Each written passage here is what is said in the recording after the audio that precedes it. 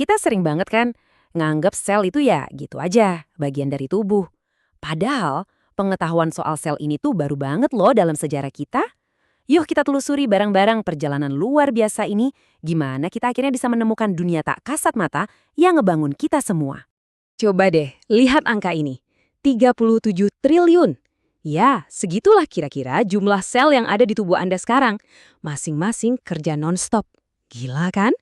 Nah, sekarang coba bayangin. Belum lama loh, ada masa di mana kita sama sekali nggak tahu kalau mereka itu ada. Oke, kita mundur sedikit ya. 400 tahun lalu, ke tahun 1600-an. Jumlah sel yang diketahui manusia saat itu? Nol. Kosong. Bukan karena selnya belum ada, tentu aja ada. Tapi karena seluruh alam semesta mikroskopis ini masih tersembunyi. Nggak kelihatan, padahal ada di depan mata kita, nungguin alat yang tepat buat ngebuka rahasianya. Nah, perjalanan kita ini dimulai di tahun 1665. Ada seorang ilmuwan Inggris namanya Robert Hooke, dan cuma bermodalkan sepotong gabus sederhana. Dari sinilah nama sel itu pertama kali lahir. Jadi, di tahun 1665 itu, Hooke nerbitin buku yang mengubah sejarah. Namanya Micrographia. Dia pakai mikroskop yang, ya ampun primitif banget. Jangan bayangin mikroskop canggih kayak sekarang ya. Dia itu harus ngarahin cahaya dari lilin buat ngerangin apa yang dia lihat. Coba bayangin deh, betapa susahnya dan butuh sabar banget buat bisa ngintip dunia baru ini. Jadi, waktu Hooke ngeliat irisan gabus di bawah mikroskopnya, dia nemuin sesuatu yang unik. Ada struktur-struktur kecil yang berulang, kayak sarang lebah. Dia nulis, ini ngingetin saya sama kamar-kamar kecil tempat para biksu tinggal. Nah, kamar-kamar kecil itu disebut selulae dalam bahasa Latin. Dari situlah nama sel lahir dan nempel terus sampai sekarang. Ada cerita sampingan yang seru nih. Walaupun Hooke ini jago gambar, buktinya banyak di Micrographia, kita tuh sama sekali nggak punya potret wajahnya loh. Kenapa? Banyak yang percaya satu-satunya lukisan dia itu sengaja dibakar sama saingannya. Siapa lagi kalau bukan Isaac Newton. Wah, drama dunia sains zaman dulu ya. Oke, setelah Hooke ngasih nama, panggungnya pindah nih. Sekarang giliran Anthony van Leeuwenhoek, seorang pengrajin lensa dari Belanda. Kalau Hooke tadi ngelihat kamar-kamar kosong, nah Leeuwenhoek ini yang bakal jadi orang pertama yang ngelihat penghuninya. Nah ini bedanya, penting banget nih. Hooke kan ngamatin gabus mati ya, jadi yang dia lihat ya cuma dinding sel yang kosong. Tapi Leeuwenhoek dengan lensanya yang jauh lebih bagus, ngarahin mikroskopnya ke setetes air kolam, dan dia jadi orang pertama yang ngelihat sel-sel yang hidup dan gerak-gerak. Dia nemuin dunia mikroorganisme yang super sibuk. Leeuwenhoek ngasih nama yang lucu buat makhluk-makhluk kecil yang warawiri ini, animalcules, atau ya hewan-hewan kecil. Penemuannya ini benar-benar ngubah segalanya.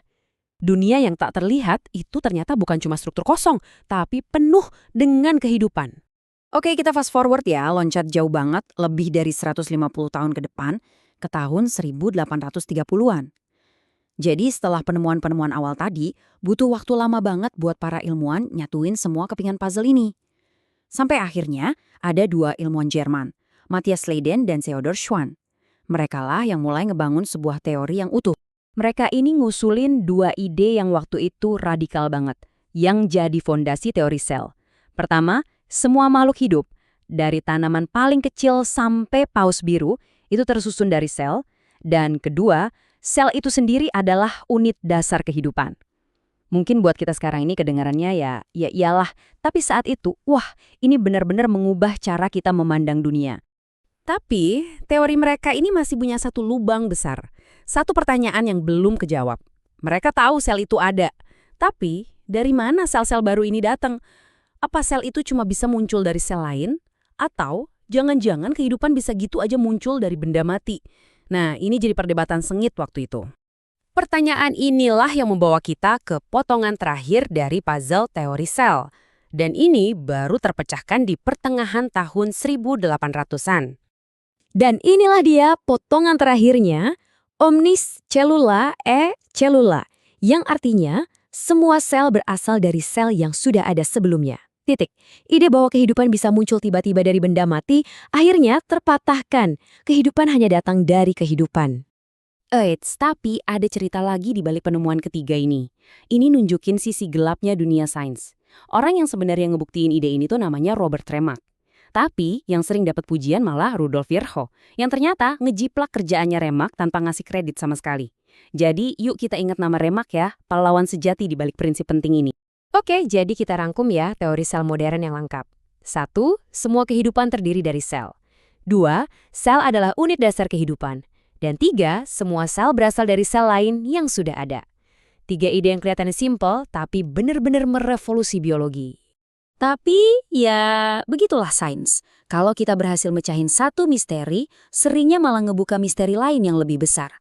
Teori sel yang udah lengkap ini justru melahirkan satu pertanyaan baru, pertanyaan yang membawa kita ke batas pengetahuan modern. Coba deh pikirin ini baik-baik. Kalau semua sel berasal dari sel lain, terus sel yang pertama itu datang dari mana dong? Nah loh, pertanyaan ini langsung ngebawa kita keluar dari buku sejarah biologi dan masuk ke garis depan penelitian paling modern tentang asal-usul kehidupan itu sendiri. Jawabannya, kita belum tahu pasti, tapi ada beberapa hipotesis keren. Salah satunya ada molekul lemak sederhana, namanya fosfolipid, yang kalau di air bisa secara otomatis ngebentuk gelembung-gelembung kecil, mirip banget sama membran sel. Teori lain fokus ke RNA, saudaranya DNA, yang mungkin dulunya bisa nyalin dirinya sendiri dan jadi percikan pertama kehidupan. Ini salah satu misteri terbesar yang lagi coba dipecahkan para ilmuwan saat ini. Kisah teori sel ini jadi pengingat yang kuat banget buat kita, bahwa ada seluruh alam semesta yang tersembunyi, yang nggak bisa kita lihat, yang nungguin alat yang tepat dan pikiran yang penasaran buat mengungkapnya. Ini bikin kita jadi mikir, kira-kira dunia tak kasat mata apa lagi ya yang sebenarnya ada di sekitar kita sekarang, yang cuma tinggal nunggu waktu untuk ditemukan.